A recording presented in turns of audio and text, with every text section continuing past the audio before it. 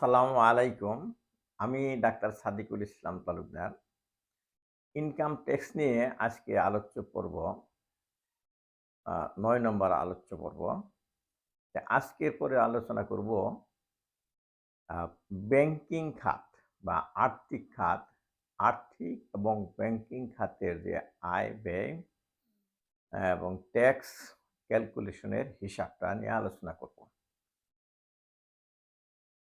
এর মধ্যে অনেকেই দেখা যাচ্ছে যে ব্যাংক থেকে যে ইন্টারেস্টটা পান সেটাই আয় হিসাবে দেখান। এখানে একটু কথা আছে সেজন্য অ্যা আমি একটু আলোচনা করব এ ব্যাপারে। আর কেউ আছেন যে তাদের ফ্যামিলিতে তার স্ত্রী করদাতা না, তার ৩ নাম্বার নাই বা তিনি উম অ্যা তার হাসব্যান্ড করদাতা না, তিনি কর দেন। ওয়াইফ কর দেন, তাহলে একই সাথে তারা থাকেন, একই যৌথ ফ্যামিলি, তারা ইনকাম করেন যৌথভাবে, খরচ করেন যৌথভাবে। তাহলে তাদের আয়টাও কিন্তু এই এখানে ইনক্লুড করতে হবে। যিনি কর দেন তার ৩ নাম্বারে এগেইনস্টে যে রিটার্ন দেওয়া হয়, সেইখানেই তাকে ইনক্লুড করতে হবে। তাহলে তার আর্থিক খাতটা কিভাবে ইনক্লুড করতে হবে সেইটাও আমি পরিষ্কার করে বলব আরকি। তো আমি যে এক্সাম্পল দিব সে এক্সাম্পলে থাকবে একজন পুরুষ, তিনি আ চাকরি করেন, চাকরি করে ইনকাম করেন। তারপরে তার ব্যাংক অ্যাকাউন্ট আছে, সেখানে থেকে ইন্টারেস্ট পান। অ্যাকাউন্ট আবার ২ রকম আছে। একটা আছে ফিক্সড ডিপোজিট, আরেকটা আছে তার ডিপিএস এবং আরেকটা আছে সেভিং অ্যাকাউন্ট। তো ৩ রকম অ্যাকাউন্টই তার আছে। সেভিং অ্যাকাউন্ট একটা তার নরমাল টাকা-পয়সা লেনদেন করতে লাগে। আর যিনি লাভের আশায় এক একটা ফিক্সড ডিপোজিট করছেন, সেটা হলো লাভের আশায়। তাহলে ওটা আর্থিক ইনভেস্টমেন্ট, আর্থিক খাত, যেখানে তিনি লাভ পাওয়ার আশায় করছেন। আরেকটা আছে তিনি ডিপিএস করছেন। ডিপিএস করছেন, মাসে, মাসে টাকা জমা দেন, সেখান থেকে তিনি ইনকাম করেন। তো ওটা একটা আর্থিক খাত। তো আ আর্থিক খাত বলতে এটাই বোঝায় যেটা তিনি লাভের আশায় বা ইন্টারেস্টের আশায় টাকা রাখেন। সেটা হলো কি ডিপিএস, ফিক্সড ডিপোজিট আর প্রভিডেন্ট ফান্ড। আরেকটা আছে যে লাইফ ইন্সুরেন্স। এইগুলো আর্থিক খাত। আর যেটা সেভিং অ্যাকাউন্ট সেটা কিন্তু আর্থিক খাতের আয় না। ওই হিসাবে ওইটা নরমাল লাইফ লিড করার জন্য লেনদেন করেন। কিন্তু যখন আয়ের হিসাব করা হয়, তখন একসাথে এই আর্থিক খাতটা আনা হয়। সেখানে থাকে সেভিং অ্যাকাউন্ট, সেখান থেকে ডিপিএস, সেখান থেকে ফিক্সড ডিপোজিট, সেখান থেকে ওই আ ইয়ের ফিক্সড ডিপোজিট, সেখান থেকে প্রভিডেন্ট ফান্ড থেকে যে আয় করছেন সেগুলো থাকে। তাহলে এইগুলি ব্যয়ও থাকে সেখানে এবং সেখানে যে ট্যাক্স কাটেন সেটাও থাকে। তো সেগুলি আপনাদের লিখতে হবে কিভাবে কোনটা, সেটা আমি দেখিয়ে দিব। আমার এক্সেল ফাইলে দেখিয়ে দিব। এক্সেল ফাইলে দেখানোর পরে আপনারা যারা অনলাইনে দিতে চান সেই ডাটাগুলা কপি করে পেস্ট করে দিবেন অনলাইন ফিল আপ করার সময়। আর যারা অফলাইনে দিতে চান তারা জাস্ট ফর্ম ফিল আপ করার সময় এই ডাটাগুলা ফিজিক্যাল ফর্ম যেটা আছে হার্ড কপি সেখানে বসাই দিবেন। কিভাবে এটা কোন জায়গায় বসাইতে হয় সেটা আমি দেখাচ্ছি আমার ল্যাপটপে। আর আশা করি দেখার পরে আপনারা বুঝতে পারবেন। ধরেন এইটা আমি এক্সেল শিটটা ওপেন করে রাখছি। এটা ব্যাংকের হিসাব ক্যালকুলেশন করার জন্য ব্যাংক ইনকাম হিসাবে শিটটার নাম দিয়েছি। যে যিনি ট্যাক্স দিচ্ছেন তিনি নিজেরও অ্যাকাউন্ট আছে এবং তার ওয়াইফেরও অ্যাকাউন্ট আছে ব্যাংকে। এখন তার ওয়াইফের আলাদা কোনো টিন নাই, কাজে যেহেতু একই ফ্যামিলি একই ইনকাম তারা শেয়ার করেন এবং খরচ করেন, সেই জন্য এই ওয়াইফ এবং তার নিজেরটা সম্পূর্ণ তার রিটার্নে দেখাতে হবে। তো আমি একটা এক্সাম্পল হিসাবে নাম লিখি নাই, নাম লিখছি এক্স ওয়াই, তার নাম এক্স ওয়াই, তার ওয়াইফের নাম এক্স এক্স। তো ধরেন এই যিনি ট্যাক্স দিচ্ছেন, যার টিন নাম্বার আছে, তিনি একটা ব্যাংকে তিনটা অ্যাকাউন্ট আছে, নাম দিয়েছি এবিসি ব্যাংক। এটা অ্যাকাউন্ট নাম্বার একটা আন্দাজে দিয়েছি, এটা সেভিং টাইপের। আর ইনি ইন্টারেস্ট পেয়েছেন ১ বছরে ৪৪,০০০ টাকা, ব্যাংক চার্জ কেটে রাখছে এই ৩,৩০০ টাকা। তো তাহলে তার ইনকাম হবে কত, সেইখানে এটা লিখতো ক্যালকুলেশন করে। এটা হবে সমান এই ইন্টারেস্ট মাইনাস এই এই চার্জ।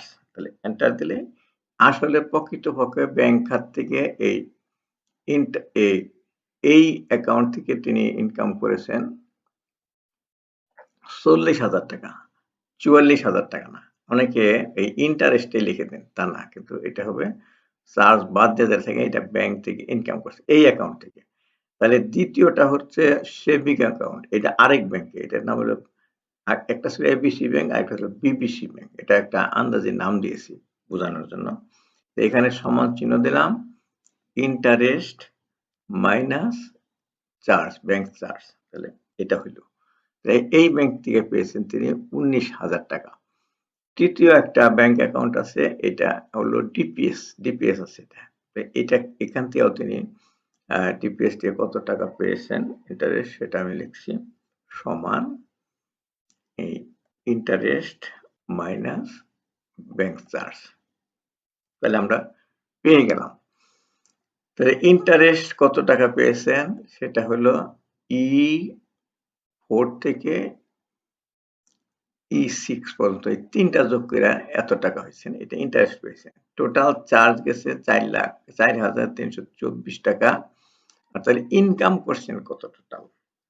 ইনকাম করছেন এটা করা যাইতেছে, যোগ করা যায়, যেখানে অটো সাম দিলাম, এখানে এন্টার দিলাম, ওই উপরের সবগুলা ইনকাম যোগ হয়ে ৯১,০০০ টাকা হলো। আর এটাও এইভাবে যোগ করা হয়েছে উপরের এই টিডিএস, মানে ট্যাক্স ডিডাকশন হয়েছে, ট্যাক্স কেটে রাখছে, এটাকে বলে সোর্স ট্যাক্স। আর তার এই ব্যাংকে এত টাকা ব্যালেন্স ছিল, এই টাকা ছিল, তার মানে এইবার তার অ্যাসেটে এই টাকাগুলো আছে।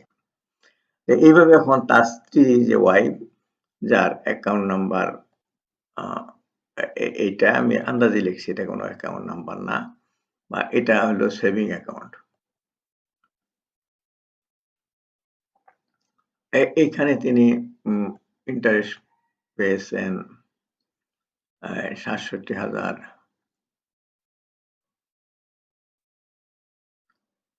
ইন্টারেস্ট পেয়েছেন ধরেন ওই ৩০,০০০ টাকা।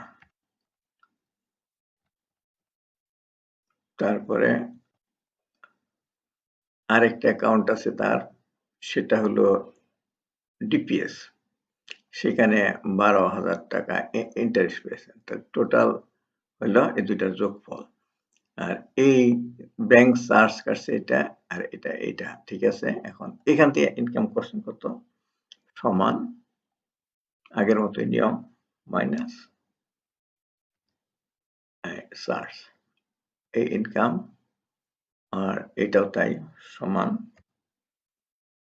এটা মাইনাস এটা হইল।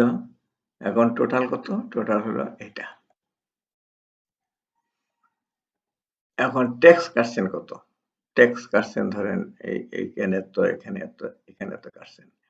আর এই অ্যাকাউন্টে এত টাকা আছে, এই অ্যাকাউন্টে এত টাকা আছে, এটা ব্যালেন্স আছে। তাহলে কি নোট করব আমরা? একটা নোট করব ইন্টারেস্ট কত, আরেকটা করব চার্জ কত, আরেকটা করব ইনকাম কত, আরেকটা টিডিএস কত বা ট্যাক্স ডিডাকশন কত হয়েছে, আর ব্যালেন্স কত। এই অঙ্কগুলি আমাকে ট্যাক্স ক্যালকুলেশন করতে রিটার্নে লাগবে।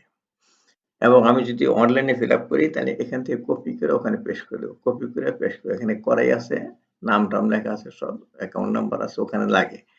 ওইটা কোন টাইপের সেটা আছে, কি ব্যাংক সেটা আছে, কপি করে পেস্ট করব। তো এখন যখন আপনি আয় হিসাব করবেন তখন নিজের ব্যাংকিং আয়ও দিবেন, আবার স্ত্রী হইতে যে ইনকামটা হয়েছে সেটা আলাদা দিতে হবে। ওটা কিন্তু ব্যাংকিং স্ত্রীর হিসাবটা আলাদা। তা আপনি আগে লিখবেন, তারপরে একটা জায়গায় লিখতে হবে এই স্ত্রী বা অপ্রাপ্তবয়স্ক সন্তান হইতে, সেখানে এই স্ত্রীর এই হিসাবটা লিখতে হবে, নিজেরটার সাথে না। তো ধরেন যে তাইলে তিনি ব্যাংক থেকে কত টাকা ইনকাম করেন, সেলফ নিজে, তিনি ব্যাংক থেকে ইনকাম করেন এত টাকা, আছে এখানে টোটাল টোটাল এত টাকা। আর এই যে এত, এটা ইনকাম করেন, এটা ট্যাক্স দেন, এটা আছে। স্ত্রী এত টাকা ট্যাক্স দেন, এই ইনকাম করেন এত টাকা ট্যাক্স দেন, এটা আছে। কিন্তু যখন আপনি সম্পদ বিবরণী দিবেন, সেখানে কিন্তু এইখানে দুইটা ভাগ হয়ে যাবে। দুইটা ভাগ হবে, যেগুলি সেভিং থাকবে সেগুলি আর্থিক খাত না। আর্থিক খাতে দেবেন এই যে ডিপিএস, এই ডিপিএস এটা থাকবে আর্থিক খাতে। আরো যদি থাকে ধরুন মানে ফিক্সড ডিপোজিট, তারপরে ইন্স্যুরেন্সের ব্যালেন্স বা ওইগুলি আর্থিক খাত, যেখান থেকে আপনি লাভের আশায় টাকা রাখছেন। আরেকটা আছে যে নোট এবং ব্যাংক, সেখানে দেবেন এই সেভিংস, এই সেভিংস, এই সেভিংস, এই তিনটা যোগ করে যে ব্যালেন্স আছে সেটা দিবেন, সম্পদ বিবরণীতে। এখানেও তাই, এই স্থির টাকা কাট্য করে টোটাল যা আছে সেটা দিবেন। এই ধরুন যে নোট বা ব্যাংক যেখানে থাকে সেটা আপনি করবেন কি, এখানে এইভাবে হিসাব করতেছি, সমান ধরুন এই এটা হলো সেভিংস, সেভিংসটা দিতে হবে নোট, নোট বা ব্যাংক। এটা ইনকাম প্লাস দ্বিতীয়টাও সেভিং, তাহলে এটা প্লাস এই তৃতীয়টা না, ডিপিএস, তাহলে এই তৃতীয়টাতে এইটা প্রথমটা, এই তিনটা ইনকাম হলো এই সম্পদ বিবরণীতে নোট অ্যান্ড ব্যাংক, এই খাতে এটা আসবে। আবার যেখানে আছে যে আর্থিক খাতে, সে আর্থিক খাতে টোটালটা এইভাবে করবেন, সমান এই যে আর্থিক খাতে এই ডিপিএস, ডিপিএস এর ইনকাম হবে এটা প্লাস এইখানে ডিপিএস, এটা দুইটা একাত্র করবেন, তখন সম্পদের দুইটা একসাথে হয়ে যাব, এই এটা। তারপরে তখন আর্থিক খাতে দুইজনটা একসাথে এইটা হবে, এই দুইটা যোগ করলে যা হয় এটা আর্থিক খাতে যে ব্যাংক এবং নোট যে আছে ওইখানে বসবে এইটা। আরেকটা আছে ক্যাশ, যে টাকাটা দেখবেন যে আপনার ব্যালেন্সে মিলতেছে না, ওই টাকা আপনার কাছে ক্যাশ আছে। আর্থিক খাতের যে যখন সম্পদ বিবরণী দিবেন, তো আর এই যে এখানে যে টিডিএস যেগুলো আছে এইগুলি হবে ট্যাক্স থেকে মাইনাস করার জন্য অগ্রিম ট্যাক্স, অগ্রিম না ঠিক সোর্স ট্যাক্স। সোর্স ট্যাক্সের যখন হিসাব করবেন তখন এই আপনারটা এবং আপনার ওয়াইফেরটা সম্পূর্ণ যোগ করবেন আর কি, দুইটাই সোর্স ট্যাক্স হিসাবে। তাহলে এই টিডিএস যেটা আছে আমি হিসাব করে দেখাই, সোর্স ট্যাক্স কি, সোর্স ট্যাক্স হলো এইটা প্লাস এটা, এই দুইজনের সোর্স ট্যাক্স একসাথে করবেন।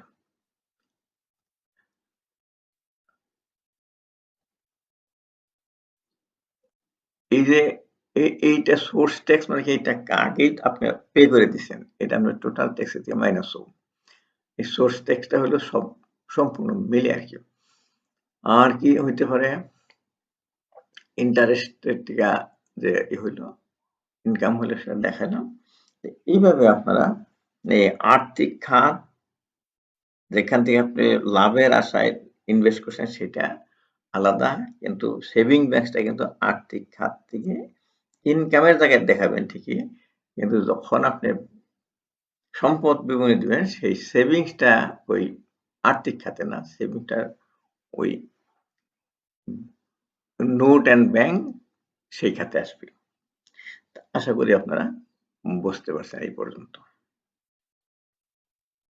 এতক্ষণ দেখলেন যে আর্থিক খাত, ব্যাংকিং খাত, বিভিন্ন খাতে যে ইনকামগুলা হয় এবং নিজের এবং পরিবারের স্ত্রী অথবা অপ্রাপ্তবয়স্কের যে ইনকাম থাকে এই আর্থিক খাতে, সেগুলা কোথায় কিভাবে দেখাতে হয় সেটা বললাম।